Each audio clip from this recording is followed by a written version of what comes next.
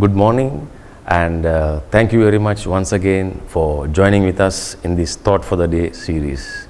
So, we are living in challenging times, difficult times, yes, we understand, and locally and even globally, a lot of things are happening. Economically, nations have been affected, and but as I encourage myself, I just want to encourage all of you.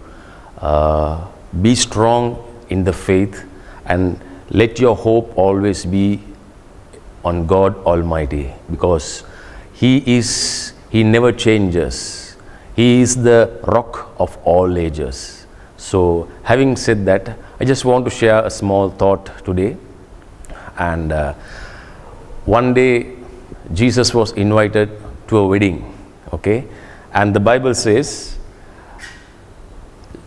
Jesus' mother, Mary, was also in the wedding. Maybe they had a relationship, maybe a relative of Jesus was having a wedding, and I don't know from which side, the bride side or the groom side. Anyway, it's in the Gospel of John, chapter 2, and may I read that few verses to you. On the third day, there was a wedding in Cana of Galilee. A mother of Jesus was there. And it says, Jesus and his disciples were invited. So maybe Jesus would have attended the wedding and having a chit chat, maybe enjoying a piece of wedding cake, right? And suddenly, Mary, mother of Jesus, came and said to Jesus, "Look here, the wine, they have ran out of wine." And you know what Jesus said? Jesus said to her mother, "Woman, wow, what does your concern have to do with me? My hour has not yet come." Strong words, right? Okay. So, his mother said to the servants, there were a few servants, maybe stewards serving short eats, serving whatever the delicacies that were available. Whatever he says to you, do it. Okay. So from this time forth onwards, don't know how long it went, maybe half an hour, maybe 1 hour. See, those days, according to that culture, if the family, if the two families were able to afford, they would have the ceremony for 3-4 days, maybe for a week. Okay. So the very next verse, it says, now there were set 6 water pots. Okay, outside there were 6 water pots. According to the Jewish custom, okay, it says, according to the manner of purification of the Jews, containing 20 or 30 gallons apiece. Now, it was outside, and whoever comes to the occasion can refresh themselves. Maybe they can wash their face, wash their hands, the feet. So I was thinking, even those days there was some kind of sanitation, right? So presently, wherever you go, sanitize yourself, okay? Carry a small sanitizer and adhere to all health guidelines, right? So Jesus said to them, the servants, fill the water pots with water, okay? And they filled them up to the brim. I like that. There was total obedience. Jesus said, fill the water pots. And it was almost overflowing. Oh, that's great. What an obedience, right? And that was one of the sacred moments in this occasion. And next it says, and he said to them, okay, draw some out now. Verse 4, Jesus said to the mother, my time has not yet come.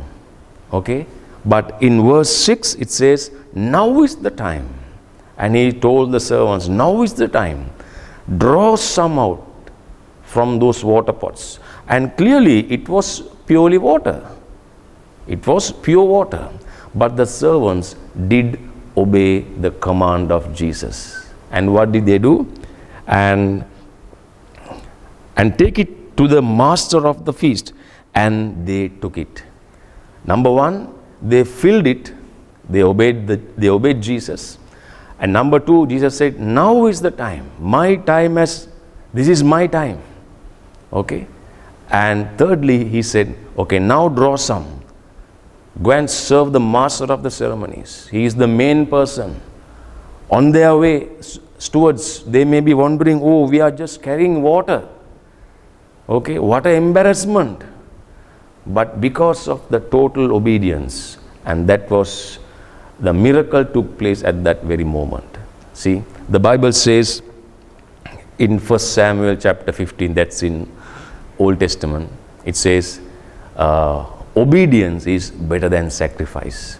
You can do a lot of things to the Lord, you can bring a lot of things to the Lord, but it says, more than all, God delights in our obedience. So, whatever the situation that is around us, okay, while encouraging myself, I just want to encourage you.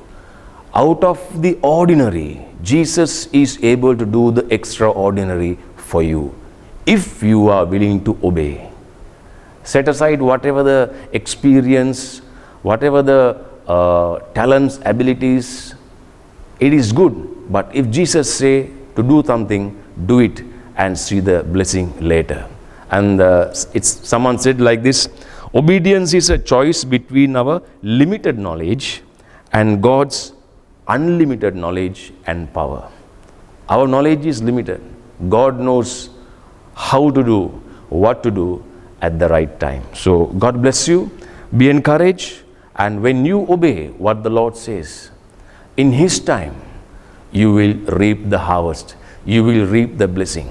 Remember, Jesus said, now is the time.